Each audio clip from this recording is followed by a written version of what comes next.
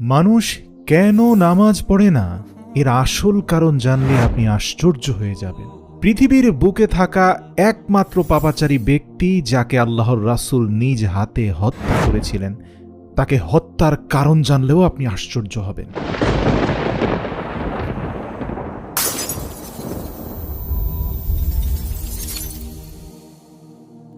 শুরুতে বলে দেই, পৃথিবীর সৃষ্টিলগ্নের পর থেকে প্রত্যেক যুগে প্রত্যেক উম্মতের উপরই নামাজের বিধান ছিল, তবে আদায়ের দিক থেকে পদ্ধতিগত পার্থক্য ছিল।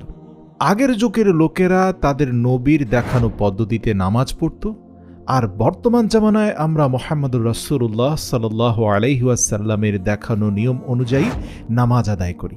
কিছুটা পার্থক্য অবশ্যই রয়েছে, তবে নামাজের মূল উদ্দেশ্য সকল যুগে একই ছিল। আর এই জন্যই আল্লাহ তাআলা পবিত্র কোরআনে বলেছেন, আগের যুগের লোকেরা নামাজ নষ্ট করে ফেলায় তাদের উপর আযাব চলে এসেছিল। এ কথা পবিত্র কোরআন থেকে শুরু করে অতীতের সকল ধর্মগ্রন্থে বলা হয়েছে। যারা নামাজ ধ্বংস করেছে, আল্লাহ তাআলা তাদেরকে গাইয়ুন নামক জাহান্নামে নিক্ষেপ করবেন। প্রিয় মুসলমান ভাই ও বোনেরা, জাহান্নামের একটা বিশেষ শাখাকে গাইয়ুন বলে। আপনি কি জানেন এই গাইয়ুনটা আসলে কি? এটা যে কতটা ভয়ঙ্কর আপনি জানলে অবাক হয়ে যাবেন। এই গাইয়ুনের ব্যাপারটা জানার আগে আপনাদেরকে বলে দেই, বেনামাজি জাহান্নামের আগুনে যখন পুড়বে, তার পূর্বে একজন বেনামাজির শরীর আকারে হবে প্রায় 400 কিলোমিটার, এবং এই প্রত্যেক বেনামাজির শরীরের চামড়া এবং মাংস হবে অত্যন্ত পুরু। তার দেহে থাকবে অনেক মাংস। জাহান্নামের আগুন এই মাংস ঝলসে দেবে, ঠিক যেমন করে তান্দুরি চিকেনকে ঝলসে দেওয়া হয়। দুনিয়ার জীবনে যারা দেখেছেন, মানুষ আগুনে পুড়ে গেলে পুঁজ জমে যায় শরীরে।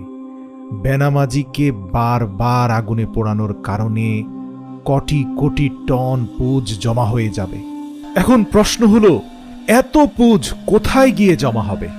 প্রিয় দর্শক, এই সকল পুঁজ জাহান্নামের গাইয়ুন উপত্যকায় গিয়ে জমা হবে। এমনই ভয়ঙ্কর স্থান হলো সেই গাইয়ুন। এখন প্রশ্ন হলো, কারা থাকবে এই গাইয়ুনে?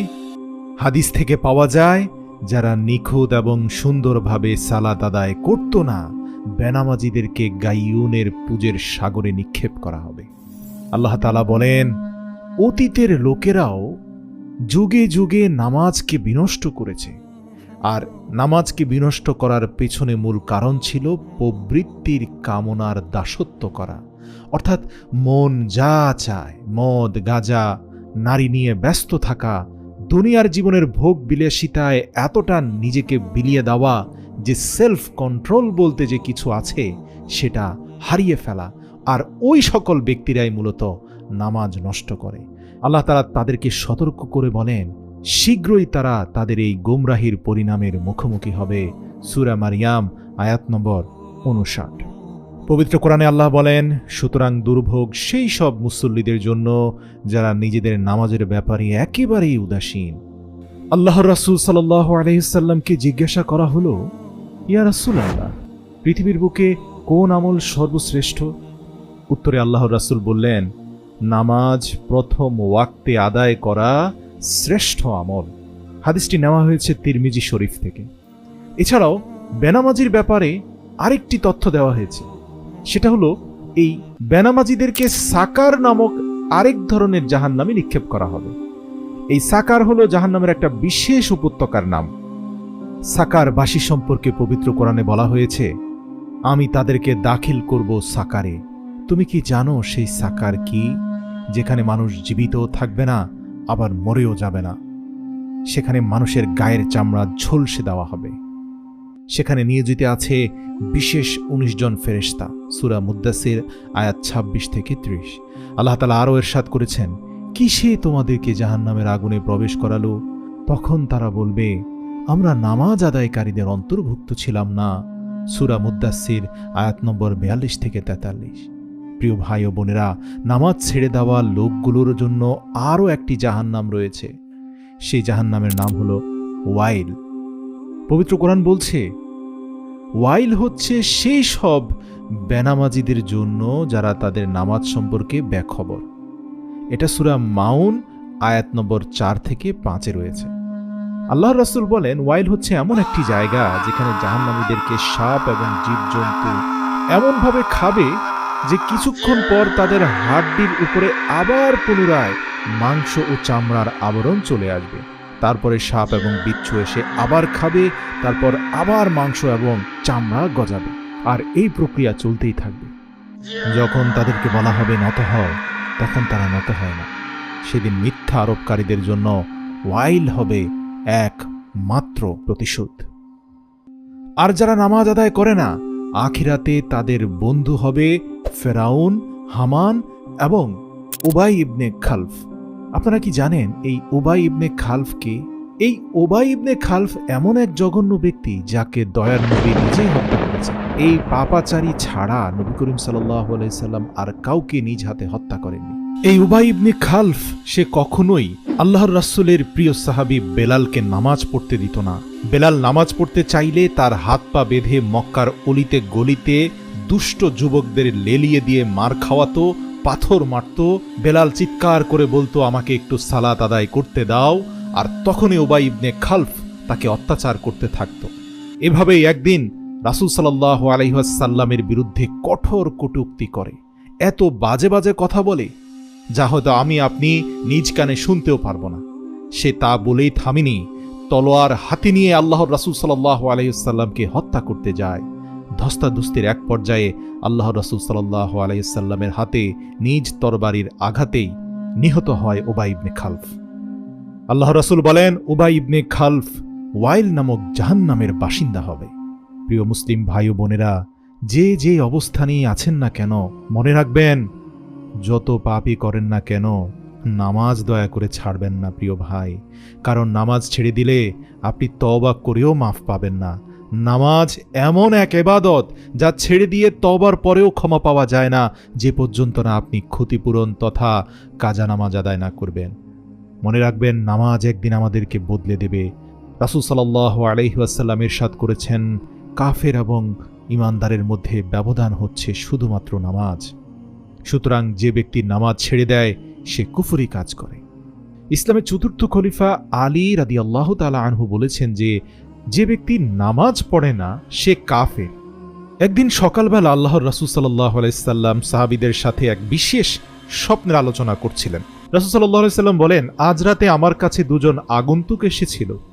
তারা আমাকে বলল, আমাদের সঙ্গে চলুন। আমি তাদের সঙ্গে গেলাম। আমরা এমন এক লোকের কাছে পৌঁছালাম যে চিত হয়ে শুয়েছিল। অন্য এক ব্যক্তি পাথর নিয়ে তার সামনে দাঁড়িয়ে আছে। সে পাথর দিয়ে শুয়ে থাকা ব্যক্তির মাথায় আঘাত করছে এবং থেতলে দিচ্ছে। যখন সে পাথর নিক্ষেপ করছে তা গড়িয়ে অন্যত্র চলে যাচ্ছে। লোকটা গিয়ে পাথরটি পুনরায় তুলে নিচ্ছে এবং তা নিয়ে ফিরে আসার সঙ্গে সঙ্গে যে লোকটির মাথা থেতলে দেওয়া হয়েছে তা পূর্বের মতো আবার সুস্থ হয়ে গেল। সে আবারও ওই লোকটির মাথা থেতলে দিচ্ছে।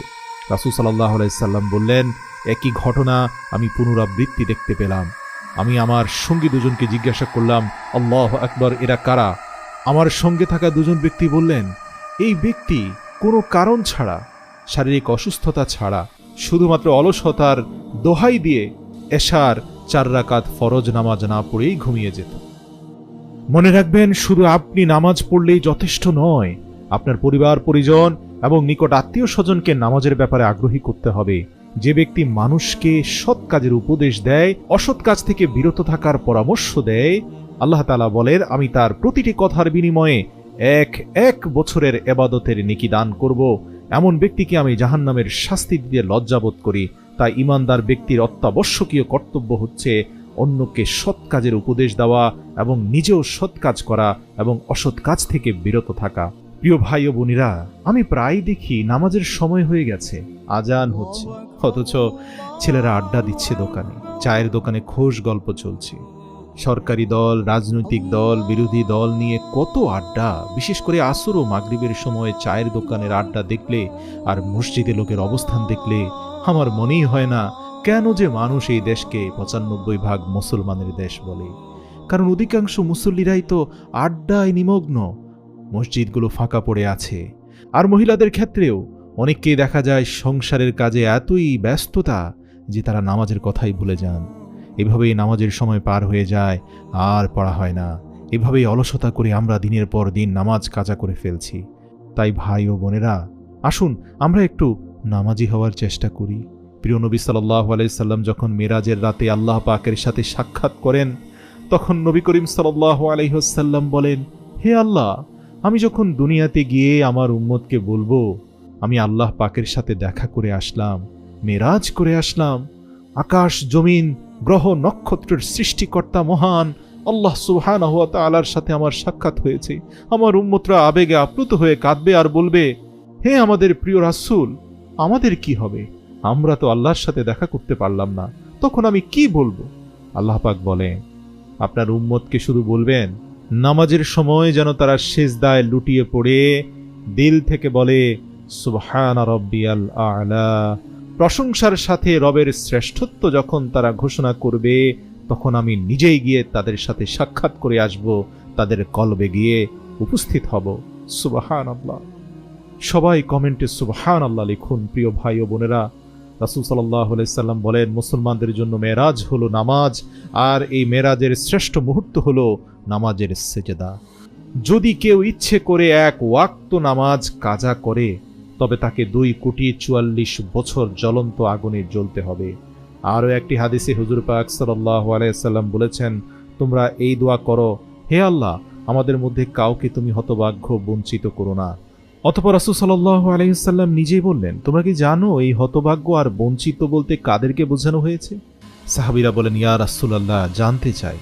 তখন নবী করিম সাল্লাল্লাহু আলাইহি সাল্লাম বললেন, যে ব্যক্তি নামাজ ছেড়ে দেয় সেই সবচেয়ে হতভাগ্য বঞ্চিত, ইসলামে তার কোনো অংশ নেই। নামাজ ঈমানদারের জন্য মেরাজ সমতুল্য। আল্লাহ পাক নামাজের প্রথম সিজদায় মানুষকে জানিয়ে দেন যে তোমাকে এই মাটি দিয়ে সৃষ্টি করেছি। দ্বিতীয় সিজদায় জানিয়ে দেন আবার এই মাটির সাথে মিলিয়ে দেব। আল্লাহু আকবার বলে দাঁড়ানোর সময় জানিয়ে দেন কিয়ামতের দিন আবার এই মাটি থেকে তুমি এভাবেই দাঁড়াবে যেভাবে সিজদা থেকে সোজা হয়ে দাঁড়ালে। সুবহানাল্লাহ। তোমাকে জীবিত করে দাঁড় করাবো। নামাজ ছাড়া কেউ সোজা হয়ে দাঁড়াতে পারবে না আল্লাহর সামনে। আমরা সবাই জানি ইসলামের 5টি ভিত্তি রয়েছে: ঈমান, নামাজ, রোজা, হজ, যাকাত। দেখুন, ঈমান বা স্বীকৃতির পরেই নামাজের স্থান চলে আসলো। আল্লাহু আকবার, আল্লাহর সামনে হাজির হওয়া, তার ডাকে সাড়া দেওয়া। আল্লাহ পাক তার বান্দাকে প্রতিদিন 5 ওয়াক্ত নামাজ পড়ার হুকুম দিয়েছেন। আল্লাহ পাক কোরআন শরীফের 82 জায়গায় বারবার হুকুম করেন, বান্দা তোমরা নামাজ কায়েম করো। হুজুর পাক সাল্লাল্লাহু আলাইহি সাল্লাম বলেন, নামাজ হলো বেহেশতের চাবি। চাবি ছাড়া যেমন তালা খোলা যায় না, তেমনি নামাজ ছাড়া বেহেশত পাওয়া যাবে না। কমেন্ট করে বলুন তো, আমাদের এই মুহূর্ত থেকে কি করা উচিত যদি সত্যি বেহেশতের তালাটি আমরা খুলতে চাই? আচ্ছা বলুন তো, মুমিন আর কাফেরের মধ্যে পার্থক্য কি? একটু কমেন্ট করে আমাকে জানান তো, সত্যি আপনি তা অনুভব করেন কিনা। আল্লাহ পাক কোরআন শরীফে ইরশাদ করেছেন, নিশ্চয়ই নামাজ কুপথ এবং খারাপ কাজ থেকে মানুষদের বিরত রাখে। তাহলে কেন হতাশ হয়ে মাদকাসক্ত হচ্ছেন, অথচ সর্বশ্রেষ্ঠ ঔষধ আপনার জন্য সালাত। আত্মনিয়ন্ত্রণের, আত্মপরিশুদ্ধির শ্রেষ্ঠ ঔষধ সালাত, মাদক নয়। আল্লাহর রাসূল আরেকদিন বলেন, জানো, আল্লাহর সন্তুষ্টির আশায় নামাজ আদায় করলে তোমার পাপসমূহ শীতকালের গাছের পাতার মতো ঝরে পড়ে যাবে। সুবহানাল্লাহ। এছাড়াও আল্লাহ তাআলা আল্লাহর রাসূলকে বলেন, হে হাবিব, আপনার উম্মতের উপর 5 ওয়াক্ত নামাজ ফরজ করেছি। যে ব্যক্তি এই 5 ওয়াক্ত নামাজ সময় মতো আদায় করবে, আমি নিজ জিম্মায় তাকে বেহেশতে প্রবেশ করানোর ওয়াদা করলাম। সুবহানাল্লাহ। আর যে ব্যক্তি সময় মতো নামাজ আদায় করতে ব্যর্থ হবে, আমি তার কোনো জিম্মাদারি নেব না, অর্থাৎ সে ব্যক্তি দোজখের মধ্যে কঠিন শাস্তি ভোগ করবে। মানুষ এত তুচ্ছ কারণে নামাজ ছেড়ে দেয়, প্রিয় ভাই ও বোনেরা, অন্তর ভেঙে খান খান হয়ে যায়। এই যেমন 2 দিন আগে একজন বলল, আরে ভাই, সে তো একজন সাদা মনের ভালো মানুষ, তাই সেভাবে তার নামাজ পড়ার দরকার নেই। আবার কেউ বলে, ভালোভাবে নামাজ পড়লে মানুষ তাকে জঙ্গিবাদী মোল্লা বলে, তাই নামাজ না পড়াই ভালো। আবার কেউ তো নির্লজ্জের মতো বলে, ধর, নামাজ পড়ে কি হয়েছে? আল্লাহ আমাকে কি দিয়েছেন? আল্লাহ তো কিছুই দান করেননি। দামি বাড়ি, দামি গাড়ি কিছুই না। আরবের শেখদের কত কি, তারা নামাজ পড়ুক। আমাদের পড়ার দরকার নেই। 4 নম্বর পয়েন্টটা বলি, আবার অনেকেই ভাবে তার অনেক কাজ, বেকারদের মতো 5 ওয়াক্ত নামাজ পড়ার সময় তার নেই। 5 নম্বর পয়েন্টটা কি জানেন? আবার কেউ কেউ ভাবে মনের নামাজই আসল নামাজ, হুজুরদের মতো মসজিদে লোক দেখানো নামাজের দরকার নেই। কত হুজুর নামাজ পড়েও তো দেখি কত আকাম কুকাম করে বেড়ায়। 6, আবার কেউ কেউ সারাদিন বাইরে কাজে ব্যস্ত থাকে, আর যখন বলবেন যে ভাই আসুন না নামাজটা পড়ি, তখন একটা মিষ্টি হাসি দিয়ে বলবে, এই ভাই একটু কাপড়টা পরিষ্কার না, কাপড় ঠিক নেই, আপনি যান আপনি যান। 7, কেউ ভাবে তার বয়স কম, বৃদ্ধ হলে নামাজ কালাম ধরবে, যৌবন এখন উপভোগ করার সময়। 8, আবার কেউ ভাবে আমি কোনো খারাপ কাজ করি না, আমার কোনো পাপ নেই, তাই আমার নামাজ পড়ার দরকার নেই। 9, অনেক মানুষ আছে নামাজ পড়ে আবার খারাপ কাজ করে, সেভাবে আমি খারাপ কাজ করি না। অনেক মানুষকে হর হামেশায় বলতে শোনা যায়, আরে ভাই নামাজ পড়েও তো দেখেছি কত খারাপ কাজ করে বেড়ায় মানুষ, দেখুন ভাই আমি নামাজও পড়ি না, খারাপ কাজও করি না। 10, কেউ কেউ বলে ভাই জামানা চেঞ্জ হয়ে গেছে, আপনি জান্নাতে যাইতে পারবেন না, চারপাশে যত অপরাধ হচ্ছে তার কোনো ক্ষমা নেই, তাই ক্ষমার আশা ছেড়ে দিয়ে নামাজ পড়া বাদ দিয়ে দিয়েছে। আবার কেউ কেউ ভাবে আমি তো বিরাট শিক্ষিত, উচ্চ বংশের ধনী মানুষ, সাধারণ গরিবের মতো তালিওয়ালা জামা পরে এই সকল মোল্লাদের সাথে নামাজ পড়া আমাকে মানায় না। 12, অনেকে চিন্তা করে নামাজে মন বসে না ভাই, তাই নামাজ পড়ি না, যখন নামাজে মন বসবে তখন পড়ব নে। 13, অনেকেই সকালে ঘুম থেকে উঠতে পারেন না বলে ফজরের নামাজ পড়েন না, এই দোহাতে আবার বাকি নামাজগুলোও পড়েন না, বলেন যে ভাই প্রথম নামাজ মিস হয়ে গেছে, বাকিগুলো পড়ে কি লাভ, জাহান্নামে তো যাবই। আবার অনেকে আছে ফজর মিস দেন, বাকি 4 ওয়াক্ত পড়েন। 14, অনেকে বলে 5 ওয়াক্তে এত রাকাত নামাজ কষ্ট লাগে ভাই, তাই পড়ি না, এত বেশি পড়তে পারবো না, মাঝে মাঝে 2-1 ওয়াক্ত পড়ি, আর জুমার নামাজটা ভাই আমি পড়ি। 15, অনেককে বলতে শোনা যায় শুক্রবারে জুমার নামাজ পড়লেই হয়, এতেই চলে, এত বেশি নামাজ পড়তে হয় না। 16, অনেককে এমনও বলতে শোনা যায় আমার পীর আছে, পীরের তরিকায় চলি, আপনাদের মতো ভাই 5 ওয়াক্ত নামাজ আমার পড়তে হয় না। 17, অনেকে আবার সূরা, নিয়ত ইত্যাদি জানে না, তাই নামাজও পড়ে না, বলে যে ভাই আমি নামাজের নিয়ম কানুন জানি না, শিখারও ইচ্ছা নেই, পড়বও না। 18, অনেকে আবার নিয়ত করে সামনের বছর হজ করে একেবারে পাক্কা নামাজি হয়ে যাব, বারবার ধরা ছাড়া ভালো না। 19, অনেকে আবার বলেন হুজুর বলেছে যার ঈমান আছে সেই বেহেশতে প্রবেশ করবে, নামাজের দরকার কি, আর এজন্যই অনেকে নামাজ পড়ে না। আবার দেখবেন অনেকে বাবা দাদাদের দোহাই দেয়, বলে যে আমার বাবা নামাজ পড়তো না, আমিও পড়বো না, পড়বো তবে বৃদ্ধ হলে পড়বো। 21, কেউ কেউ বলে নামাজি হুজুররা হলো জঙ্গি, তাই আমি নামাজ পড়ি না। 22, কেউ কেউ বলে বাবা মা নামাজ শিক্ষা রোজা শিক্ষা দেয়নি, তাই পড়ি না। 23, অনেক মুসলমান আছেন তারা বলেন নামাজ পড়ে কি লাভ ভাই, কোনো লাভ নেই, ভাগ্যে যদি বেহেশত থাকে এমনিই পাবেন, নামাজ টামাজ লাগবে না। 24, কেউ কেউ বলে স্কুল কলেজ বিশ্ববিদ্যালয়ের প্রগতিশীল তাদের দেখা শ্রেষ্ঠ শিক্ষকেরা বলেছেন ভালো মানুষ হতে নামাজি হতে হয় না, ভালো মানুষ তার মনের সিদ্ধান্তেই হতে পারে। 25, অনেক দলের নেতাকর্মীরা বলেন সমাজের গুণীজন নেতা, সুশীল, মানবতাবাদী, সংস্কৃতিবাদী সবাই বেনামাজি, তাই আমিও নামাজ পড়ি না, তবে প্রিয় মুসলমান ভাই ও বোনেরা, নামাজ না পড়ার কারণ যাই হোক না কেন বেনামাজির জন্য অপেক্ষা করছে জাহান্নাম। এই যতগুলো পয়েন্ট আমি বললাম এগুলোর উত্তর আপনি আপনার মধ্যেই খুঁজে নেন, এগুলোর উত্তর আপনি ভালো করেই জানেন। সত্যি বলেন তো এগুলোর উত্তর আপনি জানেন না? অবশ্যই জানেন, কিন্তু জেনে শুনে গা যদি ভাসিয়ে দিয়ে থাকেন এই পয়েন্টগুলোর সাথে, তাহলে জেনে রাখবেন আল্লাহর সাথে চালাকি করে কোনো দিন পার পাবেন না। আল্লাহ পাক ইরশাদ করছেন, হে আমার বান্দারা, আজ তোমাদেরকে কিসে জাহান্নামে নিক্ষেপ করেছে? তারা উত্তরে বলবে, আমরা নামাজ আদায় করতাম না। সূরা মুদ্দাসির আয়াত 42। কিন্তু দুঃখজনক হলেও সত্য যে নিজেদের মুসলিম বলে দাবি করলেও এই গুরুত্বপূর্ণ ইসলামের স্তম্ভ নামাজ সম্পর্কে আমরা অনেক মুসলিম আজ এতই উদাসীন যে ঈমানের পরে নামাজের স্থান, সেই নামাজের স্থান যে কোথায় কোথায় ফেলে এসেছি তা ভালো করে খুঁজেও পাচ্ছি না। এই উদাসীনতার অন্যতম কারণ হলো নামাজের গুরুত্ব এবং প্রয়োজনীয়তা অনুধাবনে ব্যর্থ হওয়া। এত মসজিদ ঢাকা শহরে, কিন্তু জুমা ছাড়া মসজিদগুলো কেন ফাঁকা? এক পরিসংখ্যান বলছে ঢাকা শহরের মাত্র ৯% নামাজ উপযুক্ত যুবক মুসল্লিরাও যদি নামাজ পড়ে, সবগুলো মসজিদেও ঠাঁই দেওয়া সম্ভব হবে না। বিশ্বাস করুন, নামাজ এমন এক ইবাদত, এই ব্যাপারে আল্লাহ এক বিন্দু ছাড় আপনাকে দিবেন না। নামাজের ব্যাপারে আল্লাহর কঠোর অবস্থান যদি আপনি জানতেন, আজ থেকেই হয়তো নামাজের সিদ্ধান্ত নিতেন, পিঁপড়ার মতোই মসজিদ কামড়ে পড়ে থাকতেন, কোনোভাবেই নামাজ ছেড়ে দিতেন না। নামাজ সম্পর্কে মুসলমানদের উদাসীনতার আরেকটি অন্যতম কারণ হলো নামাজ নিয়ে প্রচলিত অসংখ্য ভুল ধারণা, যেগুলো নামাজের সহজ নিয়মগুলোকে কঠিন করে ফেলে। যেমন অনেক মানুষ এমন দেখা যায় যে সে দোয়া কুনুত জানে না। এখন দোয়া কুনুত মোটামুটি একটা বড় দোয়া, শিখতে হয়তো মাসখানেক সময় তার লেগে যাবে, যেহেতু সে আরবি ভাষায় দক্ষ না। পুরো বিষয়টাই তাকে মুখস্থ করতে হবে। তো এই দোয়া কুনুত না জানার কারণে সে পুরো এশার নামাজ বাদ দিচ্ছে। আমার সাথে দেখা হয়েছিল এমন একজন ভাই, তিনি বললেন, আমি দোয়া কুনুত জানি না, তাই এশার নামাজ বাদ দিচ্ছি ভাই, শুধু ওই 4 ওয়াক্ত পড়ছি, আল্লাহ যদি মাফ করে। অথচ বিশ্বাস করুন, দোয়া কুনুত ভিতর নামাজের জন্য অপরিহার্য অংশ নয়। আপনি দোয়া কুনুত ছাড়াও ভিতরের নামাজ পড়লে ভিতরের নামাজটা একেবারে বাতিল হয়ে যাবে না, আপনি সওয়াব কম পাবেন। এমনকি ভেতরের নামাজ এশার নামাজেরও অংশ নয়।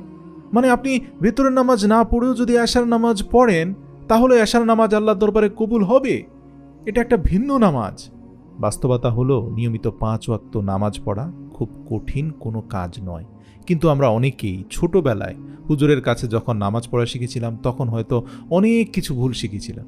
এই যেমন ধরুন, নাওয়াই তুয়া নুসালি আলিল্লাহি তাআলা, এভাবে আরবি নিয়ত যে পর্যন্ত না শিখেছে সেই পর্যন্ত হুজুরের বেধড়ক পেটানি তো আছেই।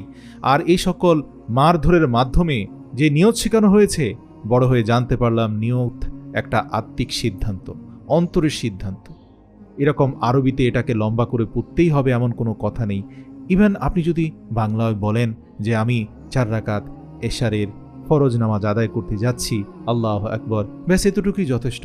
অথবা কিচ্ছু না বলে যদি মনে মনে স্মরণ করেন, এখন তো আমি 4 রাকাত এশার ফরজ নামাজ আদায় করতে যাচ্ছি, জাস্ট মনে স্মরণ করলেন, ঠোঁটে আওড়ালেন না, তাও কিন্তু নামাজ হয়ে যাবে। সুবহানাল্লাহ। তো এই যে নামাজকে কঠিন করার পদ্ধতি যুগ যুগ থেকে আমাদের সমাজে চলে এসেছে, এইসবের বিরুদ্ধে শক্ত অবস্থান নিতে হবে। নামাজকে সহজভাবে মানুষের সামনে উপস্থাপন করতে হবে। কোনো মানুষ সে যদি নামাজের ব্যাপারে অনীহা প্রকাশ করে, সে যদি বলে নামাজ অনেক লম্বা হচ্ছে, রাকাতগুলো অনেক লম্বা হয়ে যাচ্ছে, না না আমি এত নামাজ পড়তে পারবো না, তাকে অন্তত বলুন, ভাই আপনি ফরজটা পড়ুন, শুরুর দিকে ফরজটা পড়তে বলুন, সহজ করে বুঝান, তার জন্য সহজ করে দিন। সবার জন্য না, শুধু তার জন্য সহজ করে দিন। দেখবেন আস্তে আস্তে সে সুন্নতের প্রতিও ভালোবাসা সৃষ্টি হচ্ছে। বিশ্বাস করুন, নামাজ এমন এক আত্মার পরিশুদ্ধি এবং প্রশান্তির ইবাদত, যার আনন্দ এবং স্বাদ আপনি পেয়ে গেলে আর ছাড়তে চাইবেন না। তাই শুরুর দিকে নামাজকে সবার জন্য সহজ করে উপস্থাপন করুন। অনাগ্রহীদেরকে বলুন শুধু যেন ফরজগুলো অন্তত পড়ে। মানে হচ্ছে ফজরের 2 রাকাত, জোহরের 4 রাকাত, আসরের 4 রাকাত, মাগরিবের 3 রাকাত, এশার 4 রাকাত, ব্যাস ওগুলো সুন্দর করে পড়তে বলুন। ধীর স্থিরভাবে সূরাগুলো পড়তে বলুন। ধীরে ধীরে আস্তে আস্তে দেখবেন সে সুন্নতগুলো আদায় করা শুরু করেছে, এমনকি সে রাত জেগে তাহাজ্জুদ হয়তো পড়ছে। এছাড়াও আমাদের দেশে বিকৃত নামাজ ও অন্যান্য শিক্ষা সংক্রান্ত বইগুলো জাল হাদিস আর মন গড়া নিয়ম কানুনে ভরপুর। রাসূল সাল্লাল্লাহু আলাইহি সাল্লাম বলেছেন, যখন আদম সন্তান সিজদার আয়াত পাঠ করে অতঃপর সিজদা করে, তখন শয়তান কাঁদতে কাঁদতে এক পাশে সরে দাঁড়ায় এবং বলতে থাকে, হায় আমার পোড়া কপাল, আদম সন্তানকে সিজদা করার নির্দেশ দেওয়া হলো আর সে সিজদাও দিয়ে ফেলল, সুতরাং তার জন্য জান্নাত নির্ধারিত হয়ে গেল, আমি ব্যর্থ হয়ে গেলাম। একবার ভাবুন, যেই সিজদা আপনার জান্নাত নিশ্চিত করে, দৈনিক সেই সিজদাগুলোর থেকে আপনি কত দূরে সরে গিয়েছেন। শয়তান বলতে থাকে, হায় আমি অস্বীকার করেছিলাম, তাই আমি জাহান্নামী। আর এই আদম সন্তান সারাদিন কত পাপ করার পরেও শেষ পর্যন্ত দেখছি এশার সেজদায় চলে গেল, হায় সে তো জাহান্নাম থেকে জান্নাতি হয়ে গেল, আমি ব্যর্থ হয়ে গেলাম।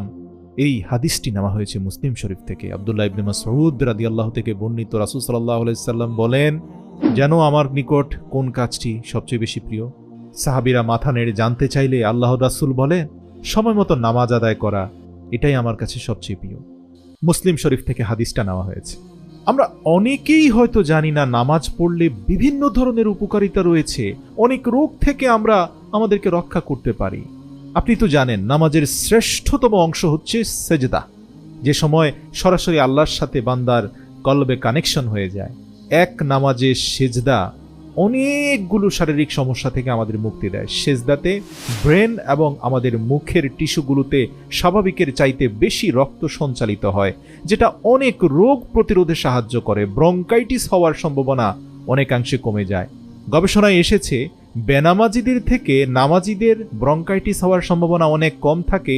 এর কারণ হচ্ছে তারা নিয়মিত 5 বার সেজদা দিয়ে থাকে। এর কারণ হচ্ছে তারা নিয়মিত অন্তত 20 বারেরও অধিক সেজদা দিয়ে থাকে। সেজদা করলে ফুসফুসেরও বিভিন্ন রোগ হওয়ার সম্ভাবনা কমে যায়। 2 নামাজের রুকুতে যাওয়া কিংবা সেজদায় যাওয়ার মাধ্যমে যে অঙ্গভঙ্গি আমরা করি তা আমাদের মেরুদণ্ডের L5 এবং L3, যেখানে মূলত ব্যাক পেইন ক্রিয়েট হয়, সেই সমস্যার সমাধান করে দেয়, যার কারণে আমরা হার্ট, কিডনি থেকে শুরু করে অনেকগুলো প্রবলেম থেকে বেঁচে যাই। বিশ্বাস করুন, বেনামাজিদের হাসপাতালগুলোতে গিয়ে খবর নিয়ে জানুন, পশ্চিমা দেশে বেনামাজিদের সেই সকল লাইফস্টাইলকে দেখুন, কত ভয়ঙ্কর রকমের রোগে আক্রান্ত, যা হয়তো মুসলিমদের মধ্যে নেই। এছাড়াও রুকু থেকে সোজা হওয়া এবং সাথে সাথে আবার সিজদায় চলে যাওয়া, এই জায়গাতে আমাদের পাকস্থলীর উপরে এমন কিছু চাপ পড়ে এবং বিশেষ নাড়াচাড়া ও টানের কারণে অর্শ, পাইলস এবং হার্নিয়া হবার সম্ভাবনা অনেকাংশে কমে যায়। এছাড়াও সারাদিন কাজের ব্যস্ততার মাঝে 5 বার নামাজ শরীর ও মনকে সতেজ ও চাঙ্গা করে তোলে, যা আমাদের কর্মমুখী উৎপাদনশীলতাকে বাড়িয়ে দেয়। শরীরের ভেতরে আলসেমি দূর করে এই নামাজের জন্য 5 বার ওযু শরীরের ময়লা দূর করে, যা বিভিন্ন রোগ হওয়ার সম্ভাবনা কমিয়ে দেয়। শবে কদর, শবে বরাত ফজিলতপূর্ণ রাত। শবে কদরের ফজিলত সরাসরি কোরআনের মাধ্যমে সাব্যস্ত, শবে বরাতের ফজিলত হাদিসে আছে। এই রাতগুলোতে ধর্মপ্রাণ মুসলমানদের মাঝে রাত জেগে নফল ইবাদতের ব্যাপক প্রবণতা দেখা যায়। মসজিদগুলোতে ঢল নামে মুসল্লিদের অনেকেই নফল নামাজ আদায় করেন, কোরআন তেলাওয়াত, জিকির আজকারে সময় কাটিয়ে দেন। এই রাতগুলো ছাড়াও সাপ্তাহিক শুক্রবার, 2 ঈদের রাত ফজিলতপূর্ণ। এই সম্পর্কে হযরত ওমর রাদিয়াল্লাহু তাআলা আনহু বর্ণনা করেন, 5টি রাত এমন আছে যে রাতের দোয়া ফিরিয়ে দেওয়া হয় না। জুমার রাত, রজবের প্রথম রাত, শাবানের 14 তারিখ রাত, 2 ঈদের রাত। আমাদের দেশে 2 ঈদের রাতের গুরুত্ব খুব কম থাকলেও শবে কদর এবং শবে বরাতে উপচে পড়া ভিড় থাকে, গভীর রাত পর্যন্ত মসজিদে আনাগোনা থাকে। যুবকদের একটা অংশ রাত জেগে বাইরে ঘুরে বেড়ান, আনন্দ করেন, তবে বিচক্ষণেরা রাত জেগে তাহাজ্জুদ এবং কিয়ামুল লাইল পড়েন। তবে দুঃখজনক হলেও সত্য, এক অংশ অজ্ঞতার কারণে সারা রাত জেগে নামাজ পড়ে ফজরের নামাজ না পড়ে ঘুমিয়ে পড়েন। ফজিলতপূর্ণ রাতে নফল ইবাদতের পর ফরজ নামাজ আদায় না করার বিষয়টি ভয়ঙ্কর, কারণ আল্লাহ তাআলার কাছে ফরজ ইবাদতগুলো যে কোনো নফল বা সুন্নতের চেয়ে অনেক বেশি গুরুত্বপূর্ণ এবং ফজিলতপূর্ণ। যদিও নফল ইবাদত ফরজের ঘাটতি পূরণ করে, কিন্তু মাথায় রাখতে হবে ফরজের সময় ফরজ পড়াটাই হচ্ছে সর্বশ্রেষ্ঠ দায়িত্ব। আল্লাহ রাসূল বলেন, কিয়ামতের দিন বান্দার সর্বপ্রথম হিসেব নেওয়া হবে নামাজের। যদি তার নামাজের হিসেব সঠিক হয় তাহলে সে সফল কাম হবে এবং নাজাত পাবে, আর যদি নামাজ বিনষ্ট হয়ে যায় তাহলে সে বিফল ও ক্ষতিগ্রস্ত হবে। যদি ফরজ নামাজে কিছু কমতি হয় তাহলে আল্লাহ বলবেন, দেখো আমার বান্দার কোনো নফল ইবাদত আছে কিনা, তখন নফল দিয়ে ফরজের ঘাটতি পূরণ করা হবে। তাই বিনীত অনুরোধ করছি, রাত জেগে গুরুত্বপূর্ণ রাতগুলোতে যে আপনারা ইবাদত করেন তা নিঃসন্দেহে শ্রেষ্ঠ। অবশ্যই মনে করে সকালের ফজরের সালাতগুলো আদায় করে নেবেন। আরেক দল জাহান্নামীদেরকে আল্লাহ প্রশ্ন করবেন, কিসে তোমাদেরকে জাহান্নামে নিয়ে এলো? তারা বলবে, আমরা মিসকিনদের খাবার দিতাম না, আমরা সারাক্ষণ শুধু মানুষের সমালোচনা করতাম, সমালোচনায় নিমগ্ন থাকতাম, এমনকি আমরা কিয়ামতের দিবসকে অর্থাৎ কিয়ামতকে অস্বীকার করতাম। আর এইভাবে হঠাৎ আমরা আজ এই কিয়ামতের মুখোমুখি এসে দাঁড়িয়ে গেলাম। মৃত্যুর পরে যে জীবন আমাদের হবে তা আমরা বিশ্বাসই করতাম না। সূরা মুদ্দাসসির আয়াত 38 থেকে 47। আব্দুল্লাহ ইবনে আব্বাস রাদিয়াল্লাহু থেকে বর্ণিত, এক নারী রাসূল সাল্লাল্লাহু আলাইহি সাল্লামের কাছে এলো এবং বলল, আমার মা একদা মানত করেছিলেন যে তিনি হজ করবেন, কিন্তু তা পূরণ করার আগেই তিনি ইন্তেকাল করলেন। এক্ষেত্রে আমার করণীয় কি? রাসূল সাল্লাল্লাহু আলাইহি সাল্লাম বললেন, তুমি তার পক্ষ থেকে হজ করো। তখন সেই নারী অবাক হয়ে গেলে আল্লাহর রাসূল বললেন, তোমার মা যদি ঋণী হতেন তাহলে কি তুমি তার ঋণ পরিশোধ করে দিতে না? ওই নারী বলল, অবশ্যই ইয়া রাসূলুল্লাহ। তখন নবী করিম সাল্লাল্লাহু আলাইহি সাল্লাম বললেন, তবে আল্লাহর ঋণ পরিশোধ করো, কেননা তিনি তার প্রাপ্য পাওয়ার অধিকারের উপযুক্ত, আর তোমার মা তোমাদের জন্য সম্পদ রেখে গেছেন। এই হাদিসটি নেওয়া হয়েছে বুখারী শরীফ থেকে। এই হাদিস থেকে বোঝা যায় যে বান্দার উপর ফরজ নামাজ অথবা ফরজ হজ তা অবশ্যই পূর্ণ করতে হবে। নামাজ পড়তে না পারলে পরবর্তীতে তা বাধ্যতামূলক কাজা করতে হবে।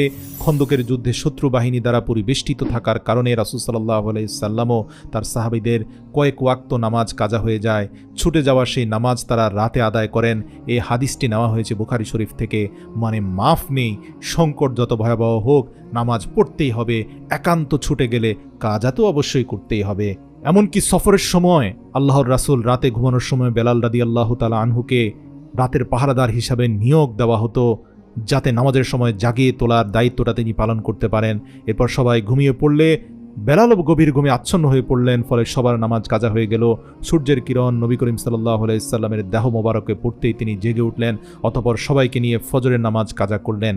এই হাদিসগুলো থেকে পরিষ্কার বোঝা যাচ্ছে নামাজ ভুল ক্রমে সংকটময় পরিস্থিতিতে মিস হতেই পারে, কিন্তু কাজার ক্ষেত্রে যেন গড়িমসি না হয়। জেনে শুনে ইচ্ছাকৃতভাবে নামাজ পরিত্যাগ করলে তা কাজা করাও জরুরি। তবে এই ক্ষেত্রে অনেকের ধারণা যে সারাদিন নামাজ না পড়ে রাতের বেলা সবগুলো পড়ে নিব। মনে রাখবেন, আল্লাহ রাব্বুল আলামিন আপনার অন্তরের খবর জানেন। আল্লাহ তাআলা আপনার পুরো দেহে এত নিয়ামত ঢেলে দিয়েছেন, চোখ, নাক, কান, এই সকলের শুকরিয়া স্বরূপ দৈনিক 5 বার তার নিকট কৃতজ্ঞতা প্রকাশ আপনি করবেন, এটা আল্লাহ তাআলা চান। আপনি যদি সেখানে গড়িমসি করেন, কখন যে কোন বিপদে পড়েন, পরে হতাশায় পড়তে পারেন। মনে রাখবেন, সঠিক সময়ে নামাজটা পড়ে নিন, এটা আল্লাহর হক। মনে রাখবেন, মৃত্যুর আগেও যদি আপনার আপনজন নামাজ কাজা করে গিয়ে থাকে, জীবনের শেষ মুহূর্তে ফিদিয়া বা ক্ষতিপূরণ দেওয়ার মাধ্যমে তাদেরকে আপনাকে মুক্ত করতে হবে। নামাজের ফিদিয়া হলো প্রত্যেক ওয়াক্তের জন্য 2.25 সের গম বা আটা অথবা এর বাজার মূল্য গরিব মিসকিনকে খাইয়ে দিতে হবে, পরিশোধ করতে হবে, অথবা টাকা দিয়ে দিতে হবে, অথবা একজন গরিবকে 2 বেলা তৃপ্তি সহকারে খাবার খাওয়াতে হবে। তবে দুটি কাজ একসাথে করা হলে সেটা হচ্ছে শ্রেষ্ঠ। মনে রাখবেন, নামাজ নিয়ে আল্লাহর সাথে চালাকি করবেন না। নামাজ না পড়ার পরিণতি সম্পর্কে সতর্ক করে কোরআনে মুনাফিকদের কপটতার নানান দিক তুলে ধরা হয়েছে। এক স্থানে আল্লাহ বলেন, নিশ্চয়ই মুনাফিকরা আল্লাহর সঙ্গে ধোঁকাবাজি করে, অথচ তিনি তাদেরকে ধোঁকায় ফেলছেন। আর তারা যখন নামাজে দাঁড়ায় তখন অলসতার সাথে দাঁড়ায়, তারা মানুষকে দেখায় আর আল্লাহকে খুব সামান্যই স্মরণ করে। সূরা নিসা আয়াত 142। এই আয়াতে আল্লাহ পাক মুনাফিকদের 4টি চরিত্র তুলে ধরেছেন। 1, তারা আল্লাহর সঙ্গে ধোঁকাবাজি করে, কিন্তু কথা হলো আল্লাহকে ধোঁকা দেওয়ার কোনো সুযোগ নেই, তিনি সর্বজ্ঞ। কিন্তু মুনাফিকরা কপটতা করে, মনে করে তারা আল্লাহকে ধোঁকা দিয়ে ফেলেছে। আল্লাহ তাআলা তাদের অন্তরের খবর জানেন, যার কারণে আল্লাহ তাআলা তাদেরকে কঠিনভাবে পাকড়াও করবেন। মুনাফিকদের নামাজের আরেকটি বৈশিষ্ট্য হচ্ছে নামাজটা তাদের কাছে একটা বোঝা। নামাজের মধ্যে খুব কমই তারা আল্লাহকে স্মরণ করে, অথচ নামাজ হচ্ছে আগাগোড়া আল্লাহর জিকির ও স্মরণে পরিপূর্ণ। সুতরাং তাদের নামাজ থেকে আন্দাজ করা যায় এই নামাজ লোক দেখানো নামাজ। কত উদাসীনতার সাথে তারা নামাজগুলো পড়ে। আল্লাহ পাক অন্যত্র বলেছেন, তাদের দান কবুল হওয়ার ক্ষেত্রে বাধা কেবল এটা যে তারা আল্লাহ ও তার রাসূলের সঙ্গে ধোঁকাবাজি করছে এবং তারা নামাজে চরম অলসতা প্রদর্শন করছে। মুনাফিক এবং কাফেরের মধ্যে একমাত্র পার্থক্য হলো, কাফেরেরা অন্তরে যা মুখেও তা, কিন্তু মুনাফিকরা অন্তরে কাফের কিন্তু মুখে মুসলমানের লেবাস পরে থাকে। এই যেমন ধরুন, মুনাফিকরা চরম অলসতার মধ্যেও নামাজে এসে গড়িমসি করে, চরম অনিচ্ছা থাকা সত্ত্বেও আল্লাহর রাস্তায় ব্যয় করে। এই জন্যই আল্লাহ তাআলা পবিত্র কোরআনে বলেছেন, দুর্ভোগ সেই নামাজির যারা নামাজ সম্পর্কে উদাসীন, নামাজে এসে নামাজটাকে মনে হয় যেন একটা খেলতামাশা বানিয়ে ফেলেছে। সূরা মাউন আয়াত 4 থেকে 7। এখানে আল্লাহ পাক মুনাফিকদের দুর্ভোগের ব্যাপারে সতর্ক করেছেন, যারা নামাজ সম্পর্কে উদাসীন। নামাজের প্রতি উদাসীনতা আল্লাহর সাথে বেয়াদবির শামিল। মনে রাখবেন, নামাজ দম্ভ এবং অহংকারকে শেষ করে দেয়। নামাজি ব্যক্তি সবচেয়ে নম্র এবং ভদ্র হয়। পক্ষান্তরে ঈমান ও নামাজ থেকে বিমুখ থাকা আল্লাহর কাছে অতি নিন্দনীয় এবং এর পরিণতি ভয়াবহ। আল্লাহ পাক পবিত্র কোরআনে হযরত জাকারিয়া আলাইহিস সালাম, হযরত ইয়াহিয়া আলাইহিস সালাম, হযরত মূসা আলাইহিস সালাম, হযরত ঈসা আলাইহিস সালাম, হযরত হারুন আলাইহিস সালাম, হযরত ইব্রাহিম আলাইহিস সালাম, হযরত ইসমাঈল আলাইহিস সালাম, হযরত ইসহাক আলাইহিস সালাম এবং হযরত ইদ্রিস আলাইহিস সালামের আলোচনা করেছেন। তারা সবাই আল্লাহর মনোনীত বান্দা এবং নবী ছিলেন। তাদের আলোচনার শেষে আল্লাহ পাক ইরশাদ করেছেন, তাদের পরে এমন অযোগ্য স্থলাভিষিক্ত হলো যারা নামাজকে নষ্ট করে ফেলল এবং নামাজ বিনষ্ট হওয়ার কারণে তারা গোমরাহি এবং পথভ্রষ্টতায় নিবেদিত হলো। তার মানে হচ্ছে, নামাজ ছেড়ে দেওয়ার পরেই মূলত মানুষ সিরাতাল মুস্তাকিম তথা সরল সঠিক পথ থেকে বিচ্যুত হয়ে যায়, গোমরা হয়ে যায়। নামাজ ছেড়ে দেওয়ার মাধ্যমে মানুষ ভোগবিলাসী হয়ে যায়, প্রবৃত্তির কামনা বাসনায় মেতে ওঠে।